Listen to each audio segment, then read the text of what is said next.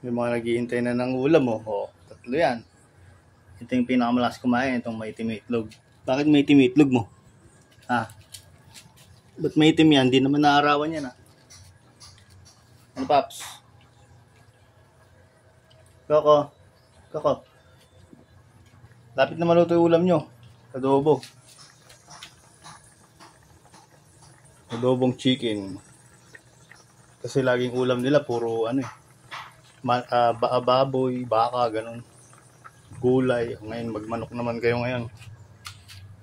Pero ito malaking bodega nito kaya ubos agad yan, isang lutuan lang, no. Koko, ka.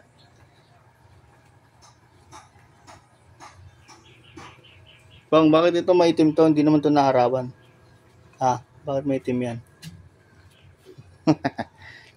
Gina, wait lang kayo.